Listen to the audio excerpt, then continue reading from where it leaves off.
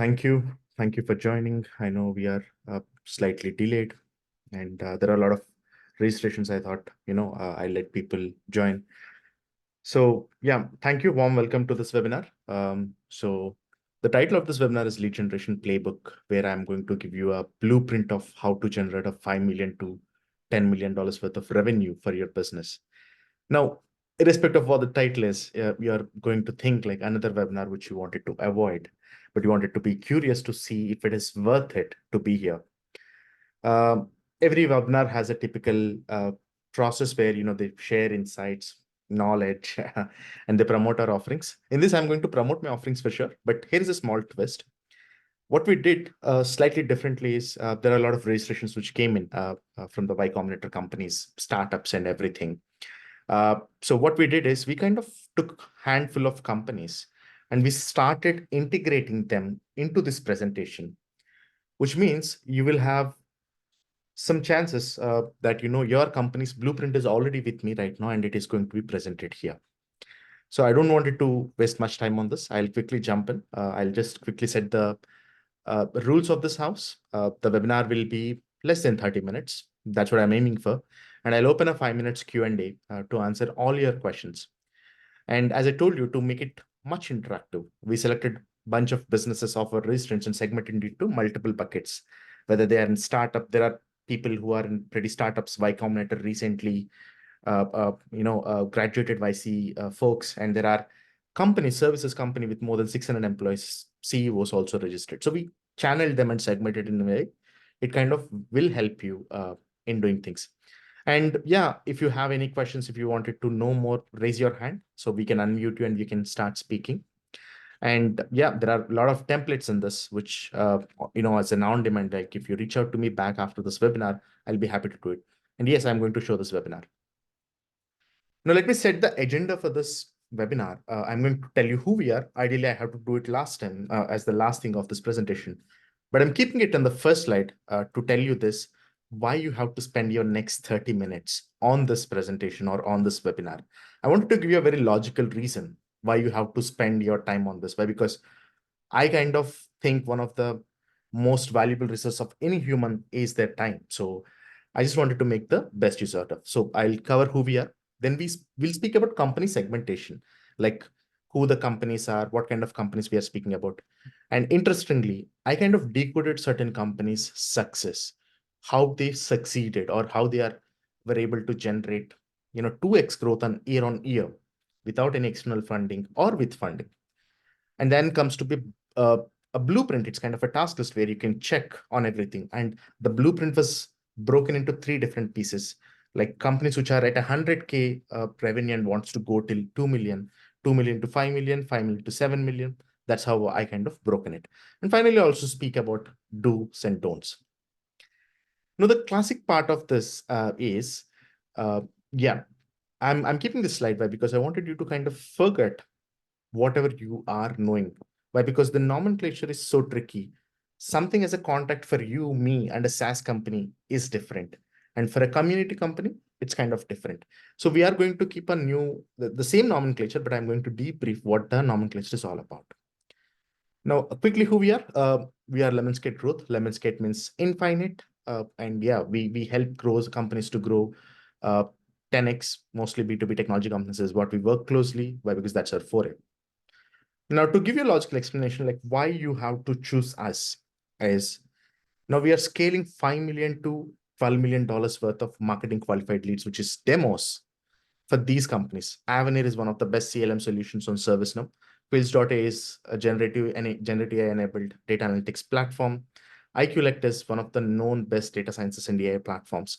Jasprit Bindra is an author. He owns a company called as the Tech Whisperer in UK. And yeah, he teaches for Ashoka and Singularity universities. And he's well-known figure in UK, Dubai, and India when we speak about generative AI and ethics of AI. ITT Digital is a digital transformations company specifically working with life sciences companies only. So we are able to generate 5 million to 12 million per year of leads for them of each company here.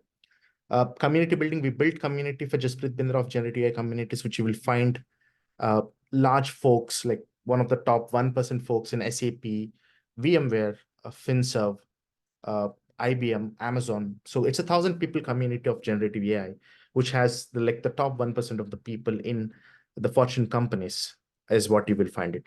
Datong Trading is one of the biggest traders back in Vietnam. He has a community of close to 50,000 people. We built it organically and we are managing it. And yes, for iQLect, it's a developers community. We built 20,000 people developers community organically, again, just through search engine optimization. And we were able to build a community of 20,000 people.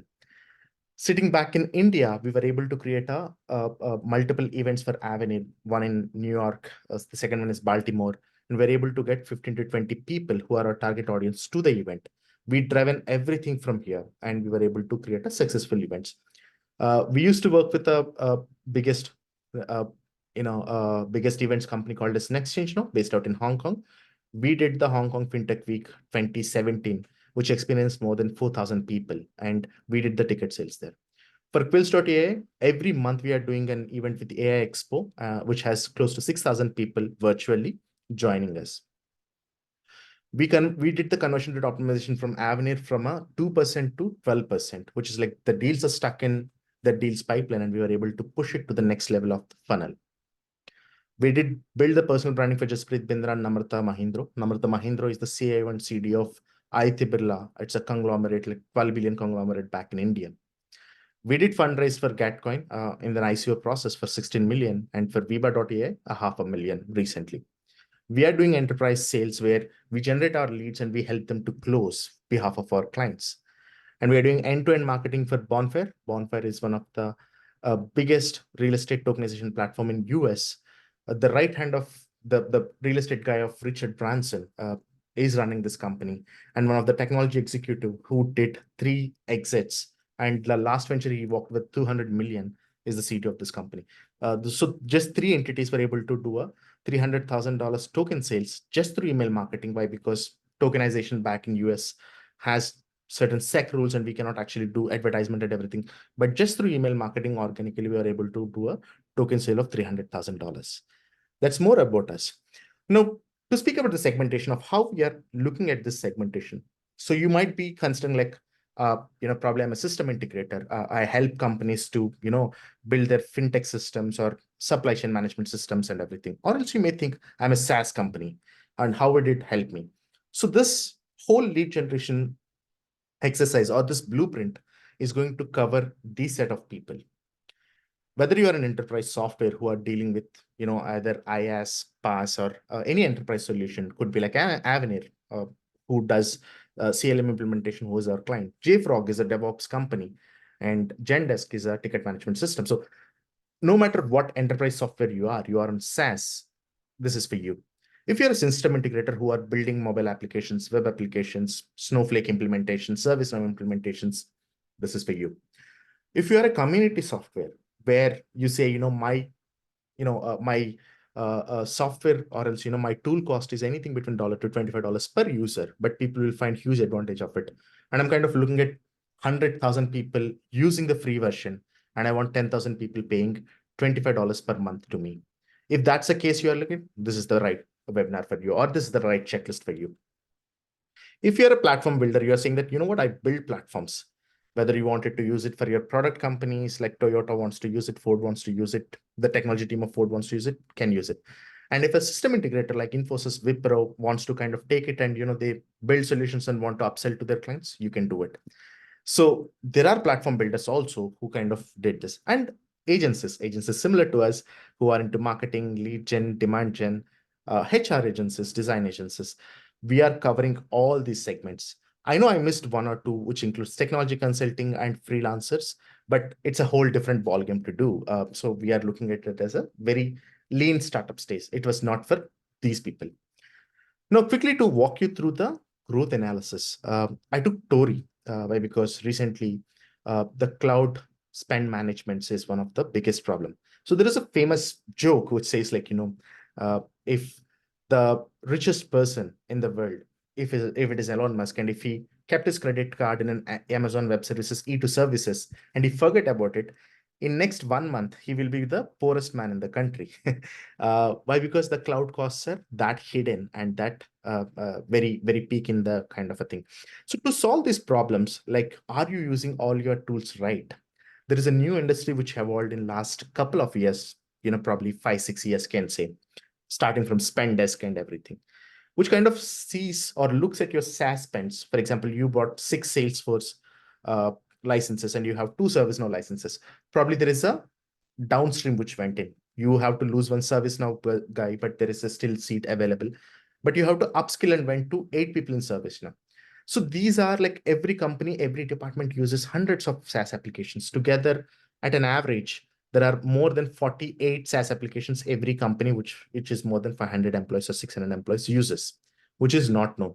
So there is a rise of this new category, which kind of looks at all this SaaS spends and, keep you as one dashboard kind of to give you an understanding of, how are you using your SaaS companies or SaaS tools and how are you optimally doing it.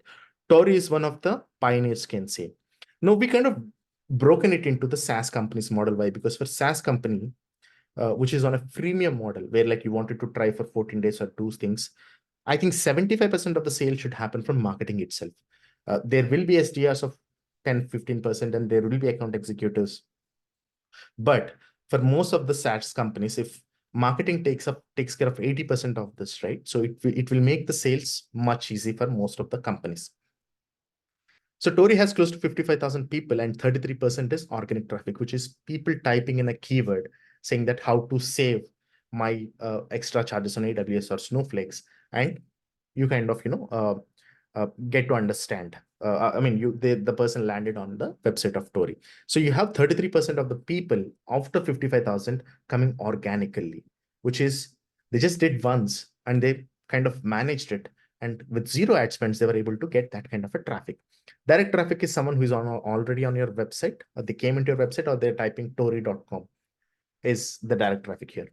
And interestingly, 20% of the traffic comes from USA, which is the target audience for those people, which is great. And the first time when a person is entering, there is an updated pricing which pops up. Understanding your, cookies policy and everything says like, okay, this guy came for the very first time, so let me show that there is an updating pricing on this. It's a clever way of doing things. And driving results through the business sites like primary focus like G2, GigaOM. So these are the business listing sites they're using proactively to kind of push their SaaS sales. Great to having referrals. They have CTech Pulse 2.0 solution reviews as the referral partner, like not referral partner, but they have a link of Tori in there, and there is a referral traffic coming into their website. They're great with insights, the state of SaaS at work, collaboration and distributed workplace. They speak about more on workplace collaboration, all this kind of stuff, which is like impacting the business spends. Collaboration is the key. They kind of create to G2, AWS and everything. They kind of speak a lot about this. Why? Because AWS will be able to do a heavy lifting for these folks. They did enterprise sales done very right. Why? Because it looks like it's a combination of both inbound and outbound. While inbound also could get enterprise sales or enterprise clients, they also did a lot on the outbound to make it right. So they reach out to the enterprise customers in the right way. And something which I really liked about them is, they don't want it to forget the segment of EMEA, the Europe and the UK region, where there is a GDPR compliance, there is a cheat sheet and everything, which they added in such a way people coming from UK or who wants to do business in UK types for GDPR compliances, SaaS indexes and everything, and they will be able to find these reports and land onto their website, which is a big thing. It's a pretty recent company, can say. They launched what in 2017 with zero revenue. But in 2020, exactly after 3 years, they were be at 1.8 mil. Now on 2023, after 3 years, 12.4 million is the revenue of this company. And that's the reason why this company is part of our analysis. But because if you look at the growth, right, growth is always cumulative, incremental. It's not like you started today and you are at a 2 billion valuation. Unfortunately, I've seen companies which are starting today, but at a 2 billion valuation. Like 6 months back, there is a company which started and they are at a 2 billion valuation. But that kind of growth happens with the trend, and it would be like what, one of 10,000 cases, probably 100,000 cases. Yeah. But the sustainability or the way they grow is a very good token of our understanding. Like we need to actually grow this way. And I'll also break like what could be you doing to get there. Comparison pages and FAQ pages for the search engine of visibility. So for example, if you type Spendesk raised what, close to 50 million. And if you type Spendesk versus or Spendesk alternative, Tory ensured that they have a comparison page saying that Spendesk versus Story, or, you know, accounts payable versus Story. So they were able to get that segment right. They created a comparison pages right with the SEO factor. And all the pages like, is Story free? How to reduce my costs on AWS? How to reduce my costs on Snowflakes? So they did a very clever hack on every page, and they created a frequently asked question saying that how to reduce my AWS EC2 spends. So that's a question they kind of kept and answered. So when you type for this, right, Google starts giving you a widget of most featured answer that came back from Tory. Tory has a lot of featured answers. And hack from Gartner reports, they did a lot of Gartner reports. They used to claim some cons of other companies or other competitors, and they used to highlight the saying that Gartner said this company has bad UX or bad UI kind of. And they also leveraged a lot of reports of Gartner, which is a good thing. Why? Because it's a well-researched thing, and you can always reuse it by giving a right credits.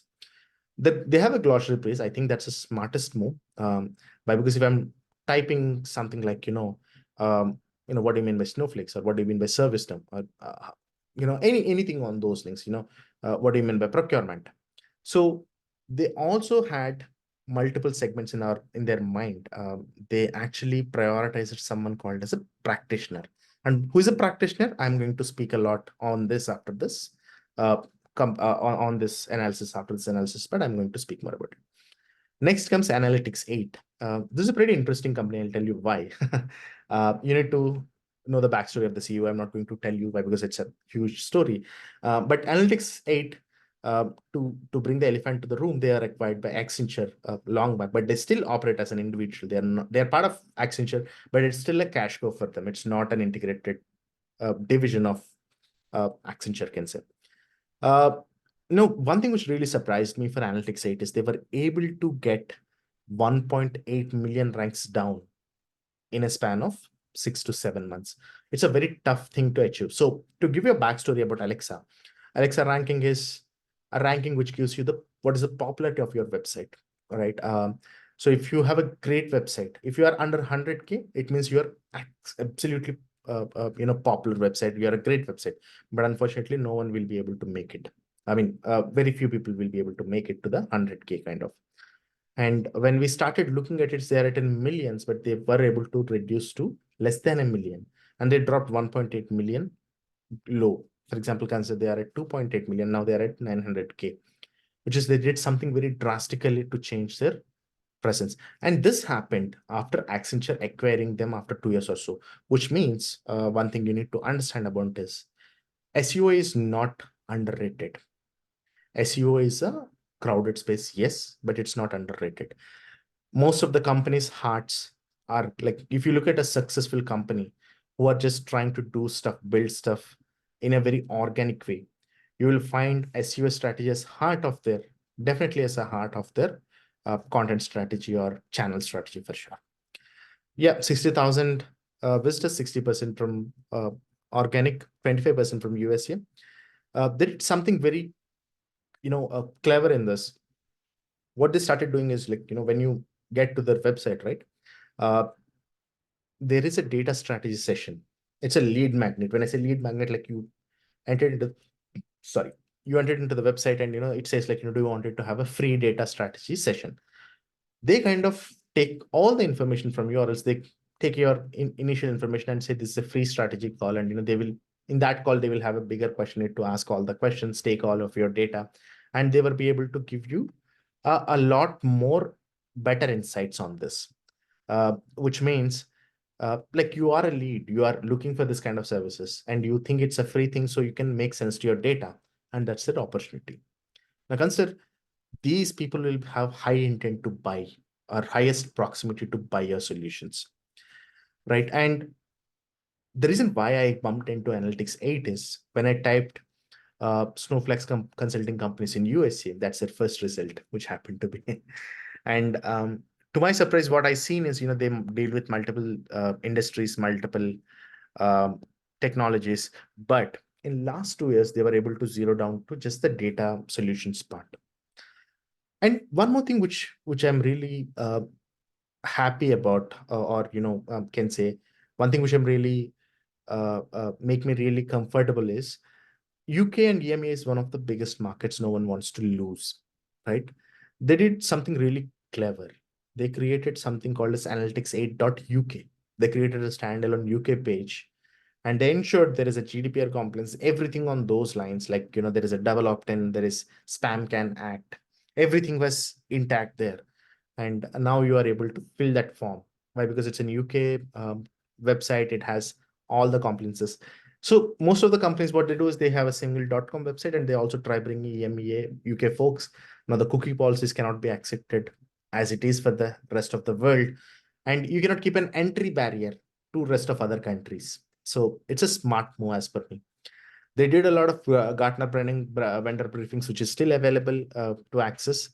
One thing which really surprised me, or the way I look at efficiency or effectiveness of any company is, um, you are at 100 million revenue, and if you have 100 people, it means every employee of you is contributing 1 million as a revenue, no matter what they're doing, right?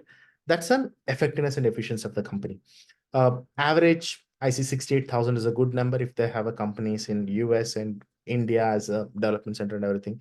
Anything between 68,000 to 98,000 is decent. Anything between 98,000, I mean, more than 98,000 is great, but they are awesome. I'll tell you why. They are predominantly a US and Australian company. The CEO is an Australian who flight to US, and before he started something, someone offered to acquire this company. So it's a brilliant story, as I told you. So you can look at it.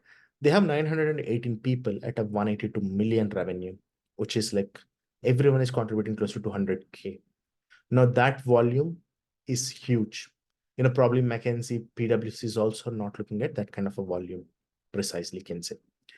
Uh, they organize 4 to 5 events per month, focusing more on service now. They also do Snowflakes, as I told you. So every implementation, they have a strategy. For Snowflakes, they have SEO. For ServiceNow, they do a lot of events. Why? Because ServiceNow implementation is toughest. And if there are some companies implementing ServiceNow, they are paying a bomb to ServiceNow. So it's evident. So they are doing events. So they have the direct connect and reduce the sales cycle. And end-to-end cycle kind of help them. So when I say end-to-end cycle, they start with understanding your requirements, and they say, okay, in this segment, I think you need Coupa as a business spend manager. And in the next segment, when you go to your manufacturing, you need an ERP. So Oracle should be your ERP. So they were able to have um, great associations with AWS, Oracle, SAP, and everything. So they were able to stitch in multiple solutions from each thing and was able to create an end-to-end pipeline for this, which means one manufacturing unit coming to them can rely on them as a digital transformations partner, no matter what they are. Are they a HR? Are they looking at manufacturing, supplier, supply chain, procurement? Everything could be managed by, because they will be able to do an end-to-end solution. They just focused on 10 industries. It's like small is less is what I tell most of the people. Yes, they actually focused on 10 industries. They claim 800 people, 800 clients is the claim, but I think after Accenture, it kind of changed things. Select. I'll tell you why this is also important. It's a UK-based company. Cut short, the story is the CEO of this company. What he did is he kind of being a mentor of a London college of which is into garments and fashions and everything. He's one of the co-dean, or else one of the guest speaker professor, can say, and he's then advising guy for other manufacturing companies. He did a smart move. What he did is he actually moved out, and he started a company by looking at the companies he's already working with. Being a college professor dean, he started having association with companies around in and around London, and he's also created an association of sporting goods, sporting clubs, And he were able to get all the clients, and he understand one of the key problem across the data segmentation, data management, and data analysis. So he took a unique problem across all of them and started building POCs, and then started a company, and then went to a full sales. So the CEO alone was able to generate a $6 million revenue for this company just through his personal branding. That's the reason if you see the website and everything, it's like 4,000, less than 4,000 people. This guy just needs a proof on the internet that he exists. So he created a website, and it doesn't make sense to him. He will definitely bump into a problem called a scaling down the line when he wants to scale and go to a 10 million, 100 million kind of. But there would be people who are solopreneurs who think 6 million is still a great number. So that's it. Defining target audience. So before I define the target audience, now we are done with segmentation. I did the analysis. Now I'm going to actually walk you through the blueprint. Now for defining target audience, there are multiple things which I look at. If you're doing account-based marketing, if your ticket size is more than 150K, anything more than 100K per year per account, I think you need to rely more on ABM, account-based marketing. If not, yours is a SaaS model or anything, I think it's okay to know, you can still go with ABM as a model, but you have to focus more on verticals on this space. For example, if you are at a 10 million revenue, if you're looking at a 10 million revenue, 100K per client, 100 clients is 10 million for you. But for someone, it would be just 10,000 per client per year. If you look at that, they have to do 1,000. So there would be difference on the quantity tuning or the range of people you're looking at. But here it is. So what I'm going to show you right now, or what you see right now, is the target audience template. How you need to identify your templates, how many questions you need to answer. So this is what the template I'm speaking about. It is on demand. You can always come back to me and ask me, like, share me this, and I'll be able to share it in an Excel for you, which you can use it. Now, I took an example of Catonic.ai. Why? Because generative AI is booming. Certain folks here are from, Y Combinator. I see W23 guys also on this. So this is for you. Let's consider a geography of USA, like the account headquarters. Okay, you can also keep as person headquarters. So I'm considering US account as the HQ, right? Because there are certain people, and this is a technology and business decisions, right? So I'm expecting, like, there would be some people in US to kind of take a decision on this.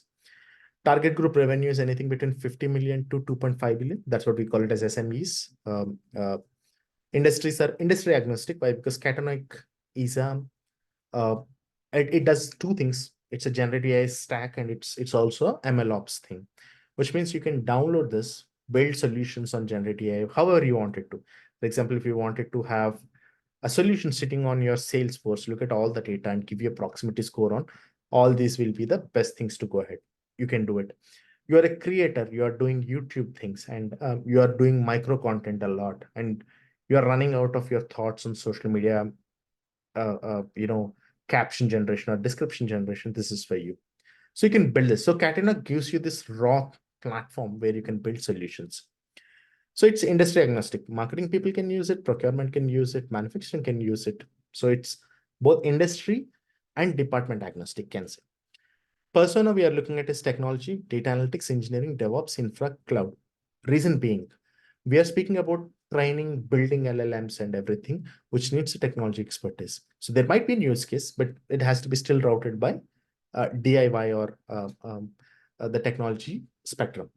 If I consider the decision makers are director, senior director, VP, AVP, SVP, head, and CXO of data, AI, technology, DevOps, engineering, innovation, and data sciences, the decision influencers would be a level lesser than those people. So what decision makers does is they kind of approve it and pay for you.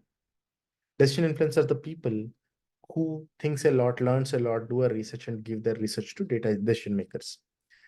So now going to one level below of this, practitioners are the people who wants to use a foot industrial. They use it.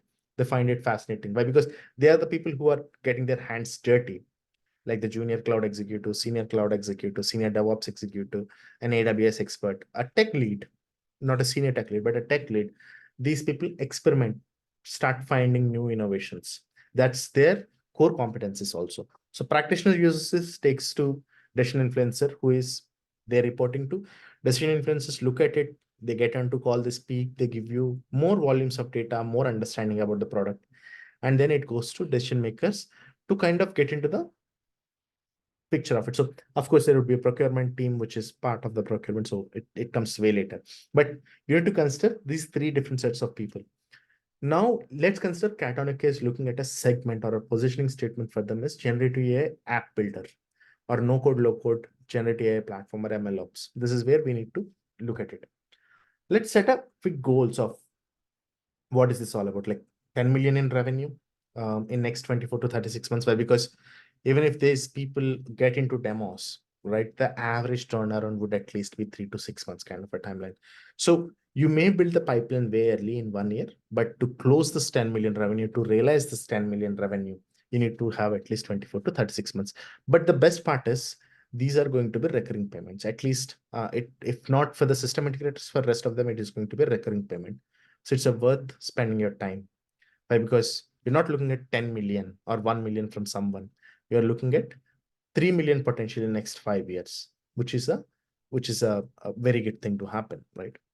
So let's also say, like, currently Catonic has a very huge Alexa rank. Let's consider we need to bring them to $500,000 first, 500,000 rank in next 12 months.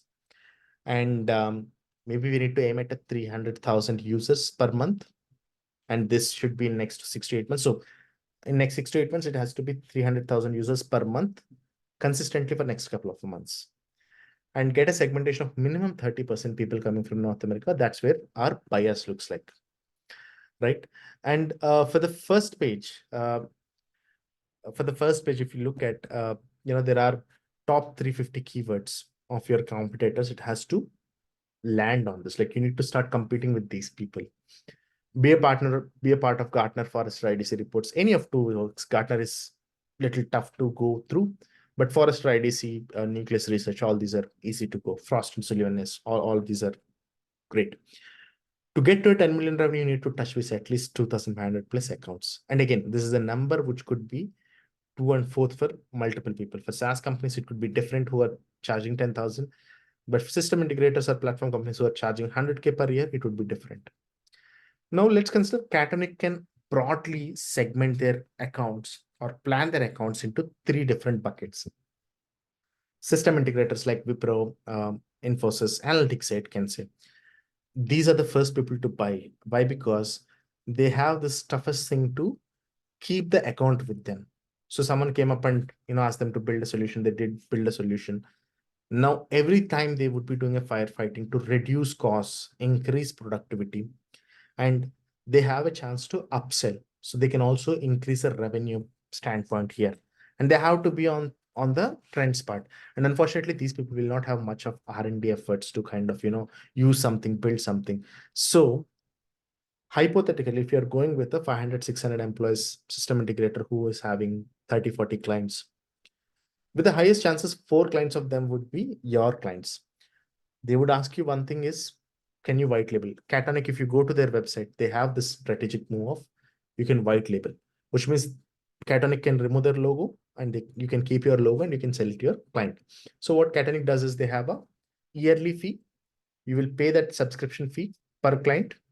And there is a support fee which comes into picture, like if you wanted to do it. And there is a build cost. For example, there is something which clients ask, we need to have all these changes on this. And you have 2 choices, whether you can ask your team to, the system integrator team to learn and do things. Or if you think it's easy to pay $40, $50 per hour and get this done in next 2-3 months kind of a timeline, you can pay to Catonic. So Catonic will have a huge advantage having system integrators. So they have to impress system integrators at a higher scale. So I'm considering 70% of this comes from system integrators. There is a community version. You build a community. There are developers who are enthusiasts. Give them an SDK to play with. There is an MLOps thing, like give it to them.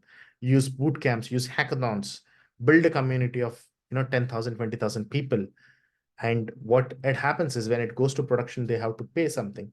So at least there would be 0.5% of revenue coming from community version itself. Industry specific companies, this is kind of a little tough to get in, but it is also advantageous it's also good to have. Why? Because system integrators will be excited to have it. For example,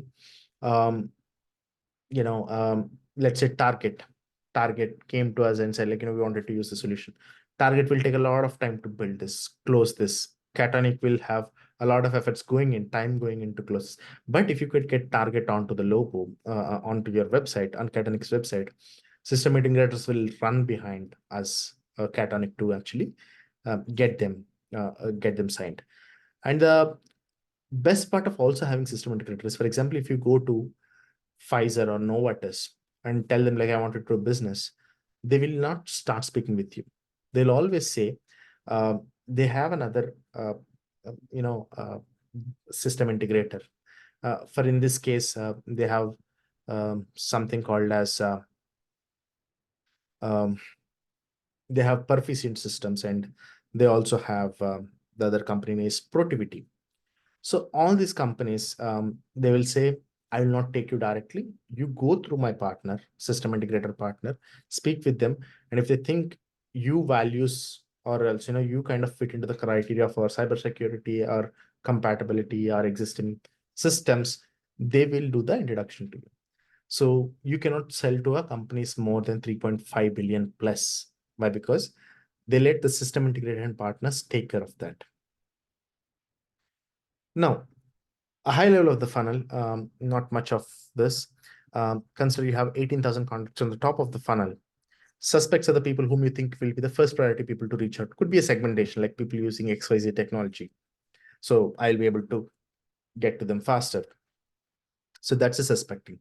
I also started giving lead scoring for you to understand the proximity of, like, you cannot reach out to I said 2,500 accounts per quarter, which is 600 accounts per quarter. Like 2,500 accounts per year is 600 to 700 accounts per quarter. And it's a very tough thing to actually go there. And you cannot just touch base and leave it. You need to keep them in multiple nurture campaigns and everything. From the time a contact is established to the actual sale happens, there could be more than 25 emails trial which is happening, whether it could be asking for meetings, negotiations, everything, right? So 25 emails is the number which you need to touch for sure, like, from the contact established to the deal closure. So email marketing is going to be your number one thought process along with your SEO strategy. So there is a suspect, there is a prospect. Prospects are someone who started opening your emails, clicking your emails, joining your webinar, trying to like you on social media. So you need to have an integrated approach to look at how do you point these people, like, how could you add points to these people. Then comes marketing qualified leads, people who says, like, I'm okay with the demo. I wanted to have a demo with you and everything. And yeah, that's where you do them and you move it to the sales acceptance lead. And then it goes to sales qualified lead and then to the closure part. Now consider if an average ticket size of $70,000 for, Catanic, they need 150 clients in the next couple of 12 to 24 months, can say, to get to a 10 million revenue.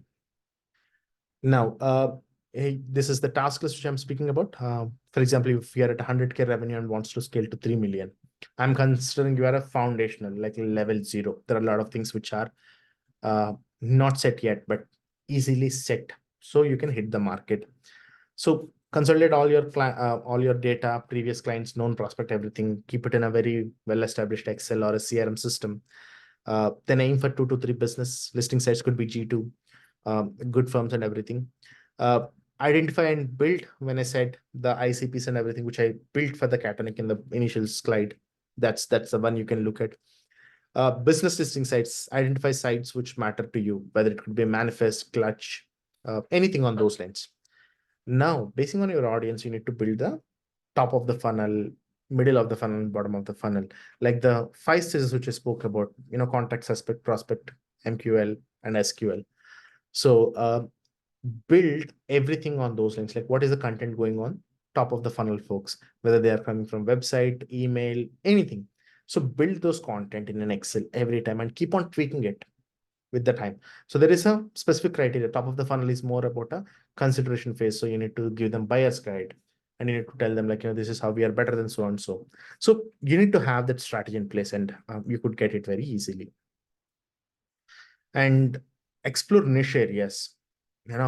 and go with the thought leadership content. See, thought leadership content is going to be the only USP or one of the top USPs for you. Your product is great, your technology is great, your operations is great, but your thought leadership is the only thing which you need to speak out. People love hearing stories. And if an idea got excited for you, like, excited you saying that this is the biggest problem you need to solve, I think you need to give that perspective to the people, like, why are you building this product? Probably they might have bumped into the similar situation and they will be excited about your story. So say stories. So build your thought leadership on saying that, what is missing in the market, what are the trends in the market, how you think the market is going to turn. So always have a very independent and, critical thinking towards what you're going to speak. So that's important. And that is the one of the key USPs of you. One thing which is very important is businesses will not do business with companies. People do business with people. That's how simple it is. So you are the key person. As I told you in Select, if a person with associations can drive 6 million revenue, I think it's pretty possible for everyone. It's just you need the right timing to hit the market. Make a list of, there are a lot of free things. You can write a free guest blogs. You can actually do free publishing PR sites. You can publish about yourself. There are websites like Product Hunt. There is an AI for it.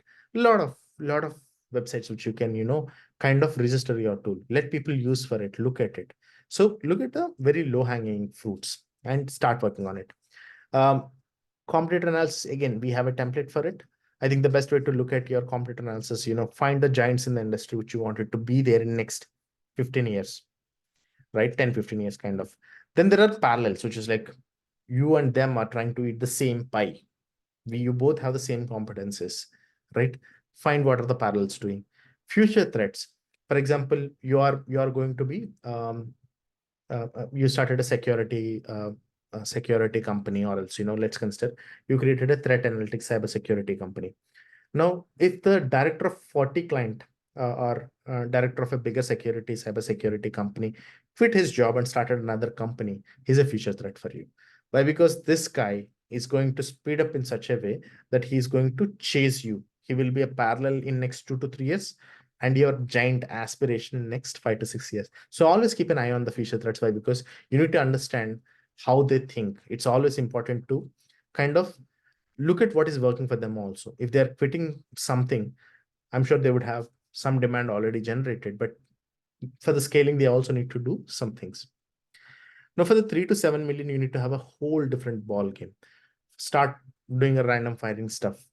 Do account-based marketing. Yes, say these are the 600 accounts I'm going behind. This is the persona. Is it a persona is like, the set of people you wanted to run. Is it technology persona? Different content. Is it a legal persona? Different content. If it is supply chain criteria, different one. So build those procurement criteria. I mean, build those ABM criteria correctly. Have touch points like, who is coming from where, website, email, social media. Build an integrated plan. You cannot scale a 3 million to 7 million or later without having an ABM plan in place.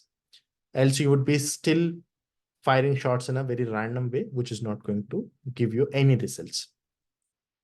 Create a lot of buzz, offerings, MOUs, like we partnered with so-and-so, people create buzz. Have something or the other in once in 2 weeks or 3 weeks kind of a time span. Speak about, we released this product note, or we had this conversation happen with so-and-so. We had a bigger office. Someone joined it as vice president of strategy. So create a buzz, have the market looking at you constantly, always be on top of the mind of people. That's one of the best way to actually scale from 3 million to 7 million. Why? Because when you started from 3 million to 7 million, your pricing changes. You will start charging a little premium, or else at least you'll create a segment of premium enterprise segment. Drip campaign basing on person and industry, 7 to 8 level or 10 level is what I'll say. That drip campaign has to run for at least a quarter. So today, someone entering into your drip campaign, they will only exit in case if they become a deal, or if they replied to you saying that I want to schedule a demo. If they unsubscribed you saying that don't reach out to me, or you started speaking to someone in the same company and you don't want it to be reaching out to some other people. These are the only 5 criteria they will be quitting your drip, or else they have to exit after 90 days. So that's how you need to build your drip campaign strategy. So there are wonderful tools HeyReach, Galaxy, Octopus CRM, which you can automate your LinkedIn's the same way you are doing it for your drip campaigns in email. You can write conditions saying that first message has to be this, second message has to be this, and you can always get a greater outreach with LinkedIn. So that's important. Work on SEO tweaks. You need to have very relevant blogs, great guides. Your comparison pages has to be bigger ones, and you need to start doing ads for your competitors. Like someone type your competitor name, you started saying that number one alternative of XYZ, right? That's how you can do it. Do a webinar once in every 45 days. Stay in touch with market, be on top of the trends, speak with people a lot, let them know that there is something happening. Create multiple webinars and with multiple personas. So don't create one generic stuff and start bringing everyone to this. If you don't bring relevance, you will become irrelevant. Use cases, build the pain points and start saying that, okay, this is industry wise, this is the problem, we solve this. This is the problem, we solve this. Drive things through use cases for mostly. Relevant awards and accolades. Like if you are part of a bigger award, like 40 under 40 in AI and data sciences, or the top 100 AI influencers, think of it if it comes with your name tag, right? It's a bigger one. Or else they're like Fast 500 for your company, Fast 50 for your company. These things changes.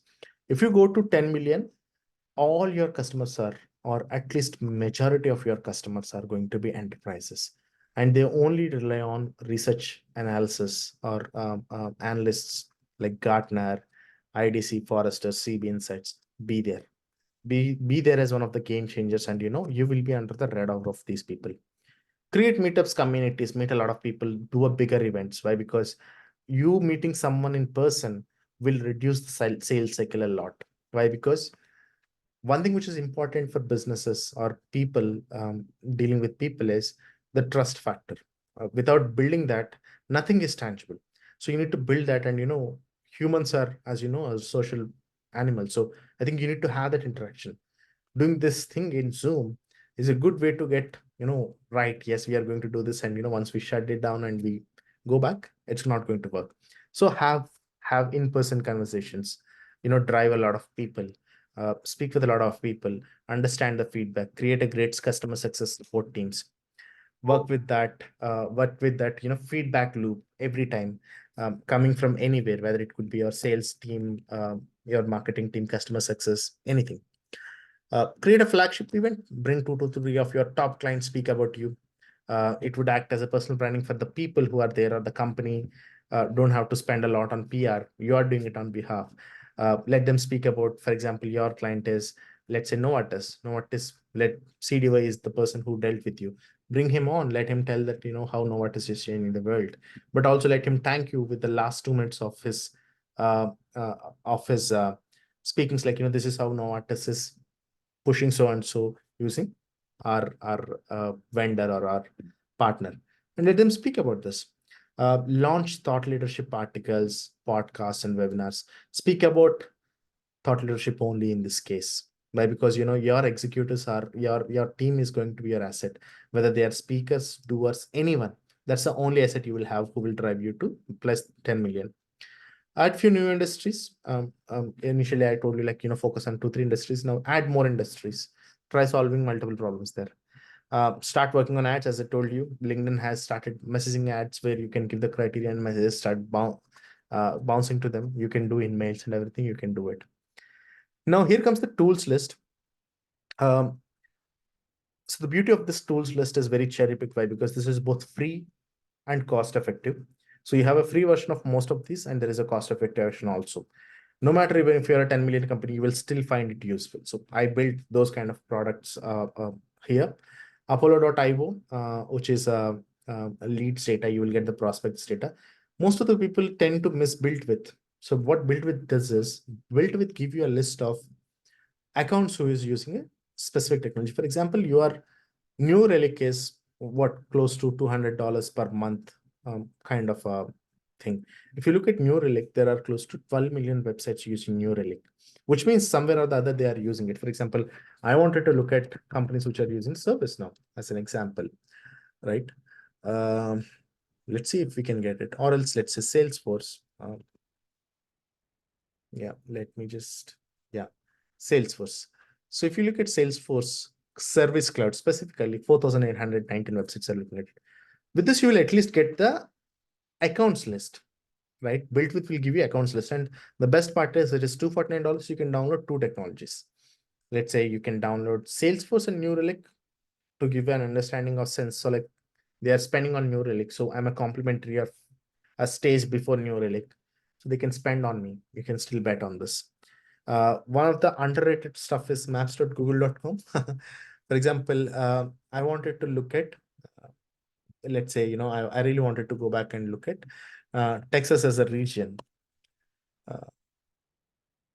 If I had, yeah, let's say Texas.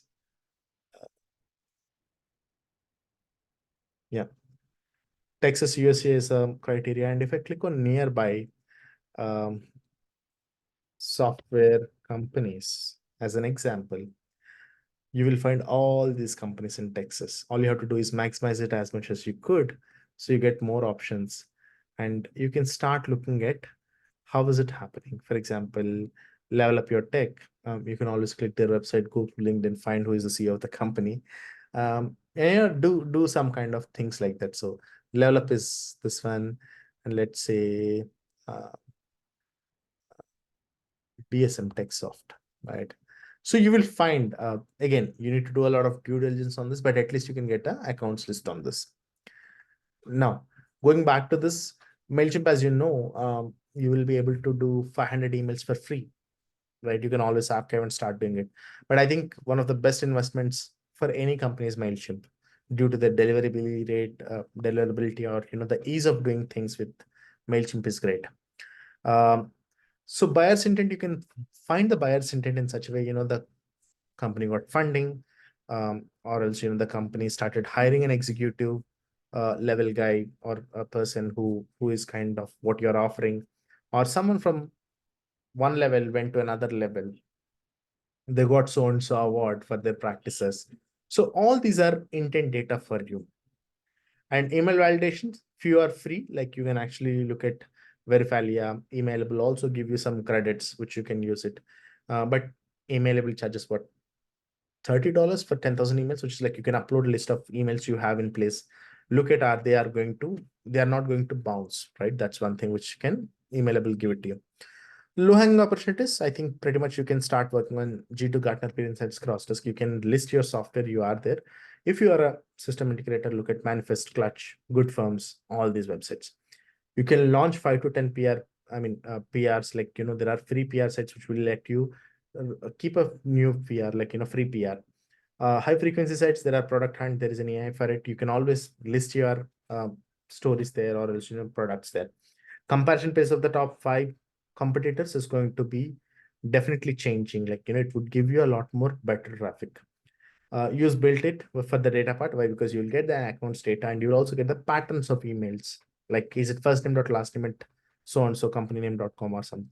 Create a newsletter. You can use Beehive as a platform, but only provide insights. Like, write something which is very insightful and send it to people. Build organic list of newsletters. ROI TCO calculators work like a charm. Even if you're a SaaS company or else a system integrator, this is for you. One funny thing is you can write for VentureBeat. Most of the people don't know, but there are hundreds of guest blogging sites where you can write for free. So leverage those. That gives your domain authenticity for your website and others also. Speaking and award works like a PR. Like, you apply for a PR, for an award, you get that award, or you speak in front of 100 people event.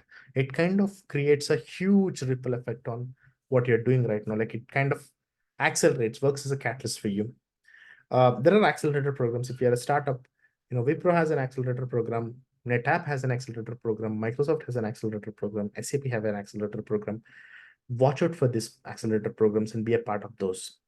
One of our recent startups, which we are working with the generative AI data analytics platform, we're able to land on Antler. If you are staying in Antler, you have a huge advantage of working as a PR. While we don't need much of Antler there, but we need the hype of what Antler is going to give us. So be all eyes for those kind of opportunities. Industry associations, for example, now AWS is a crowded space and everything, which I understand. But for example, if you are a Splunk partner, Let's plunk to the heavy lifting for you. Why? Because you are giving them business. You can always go them, ask them, like, we wanted to do a joint GTM, joint go to market. You will get it. You will be able to do it. Do's and don'ts. One thing, try between marketing, SDR, and sales approach. So there is a marketing who do demand gen, SDR who do kind of lead gen or lead qualification, can say. Sales is what actually try closing it, vending, going into the proposal phase and everything. Uh, I think SaaS companies should be 80% marketing. System integrators should be 40% marketing. That's how you need to differentiate. So there is a SDR phase also comes into picture for companies which are looking at higher values, like more than $50,000 per year kind of a value. I think SDR should come into picture.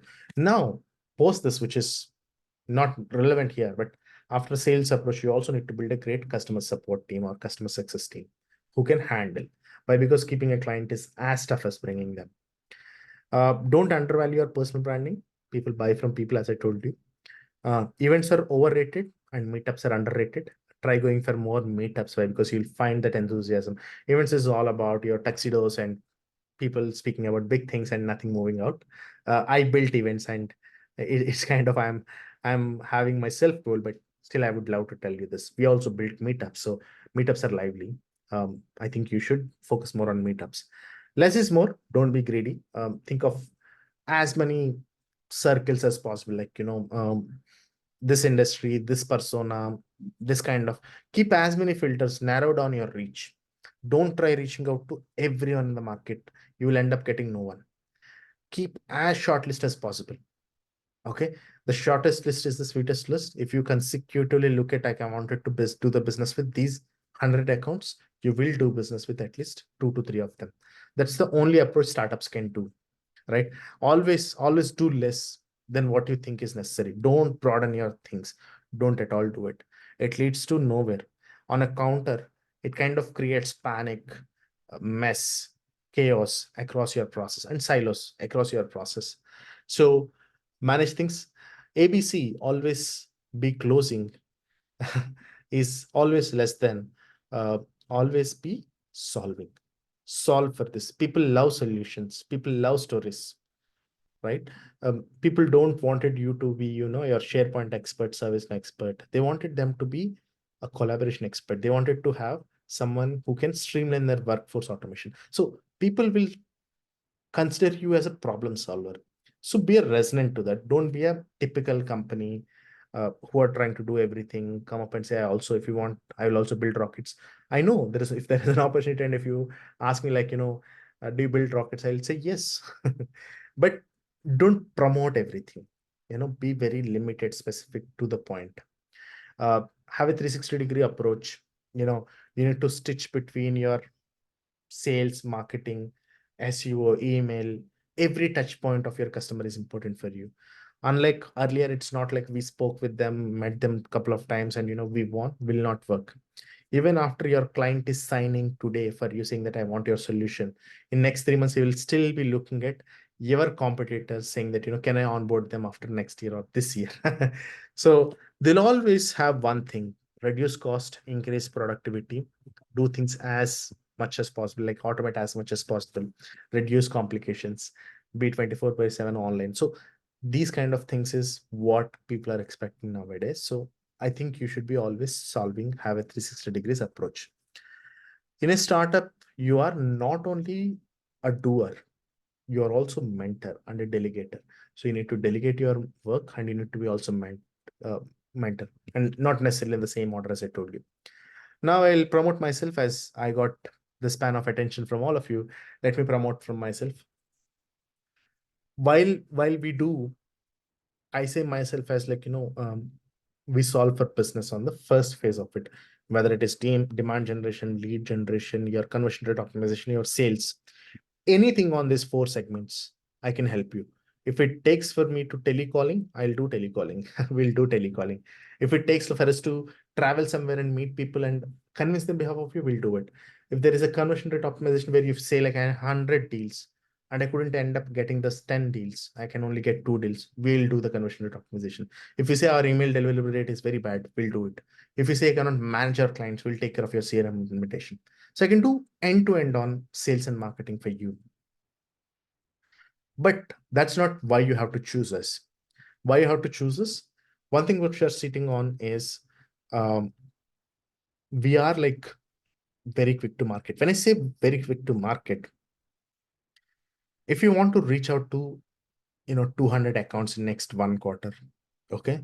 Now, if you wanted to onboard someone, there are possibly two scenarios. One is they don't have data. They'll start data mining right now, looking at multiple circles, and it will take 15 to 20 days for them to understand who you are, what you do, and what you can do, who are your competitors, and everything. And to build the account list and contact list, they will take another month, which is in your quarter already.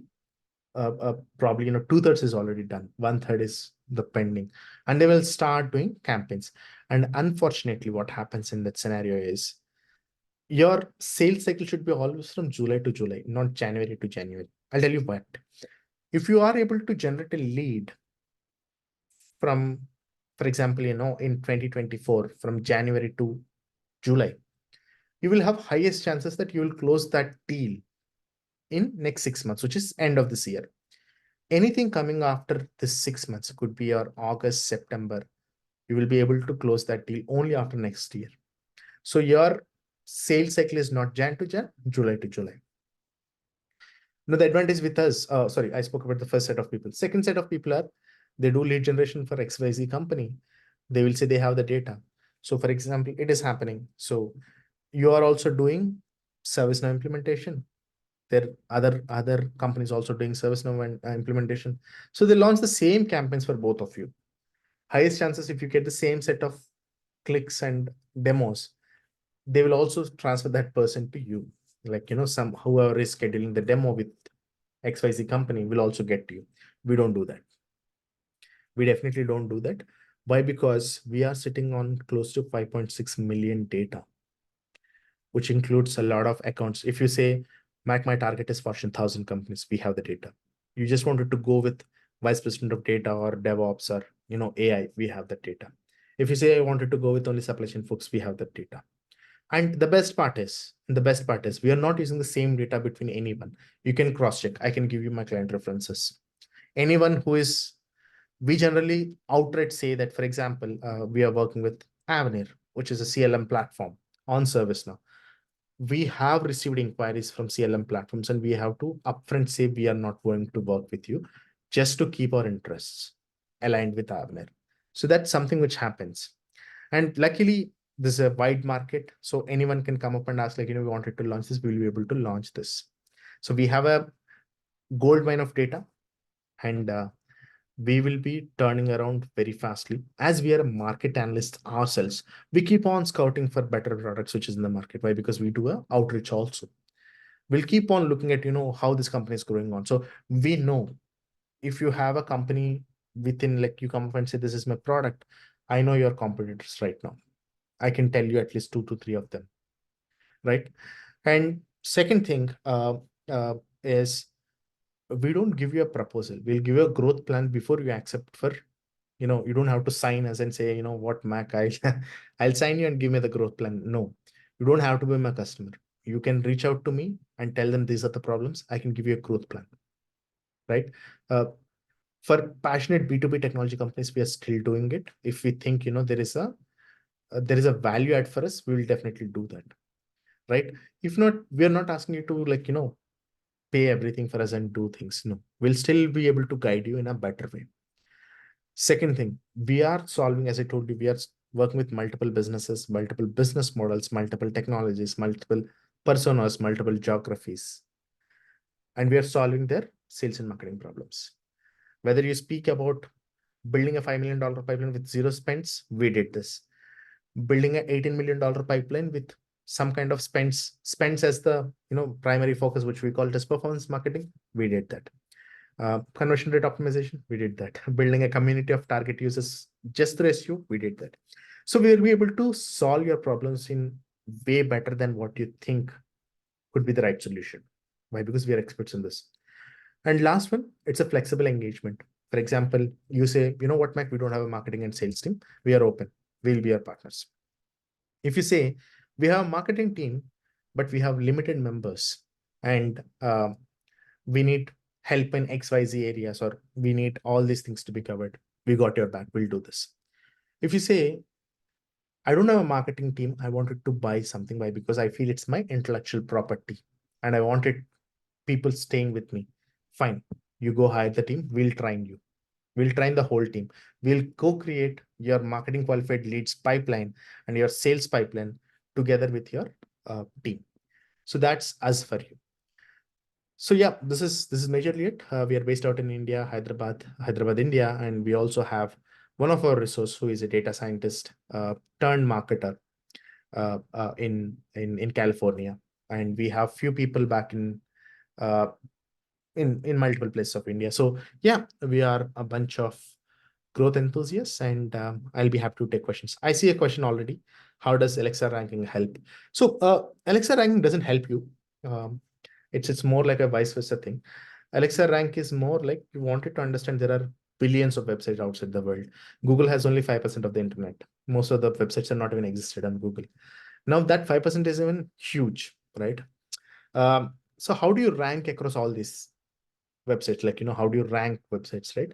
So Alexa rank is to give you, are you effectively, efficiently managing your websites as per the guidelines? For example, if you keep a pop-up, right, it's an annoying factor. Most of the people thinks it's an annoying factor. Alexa decrease your rank, which is like increase your rank. You will go from 100,000 to probably 200,000. So less distractions, more easeability, easy way to communicate your messages, and people have flexibility in looking at your pages and everything. That's what Alexa rank is all about. And yeah, I think that's the question.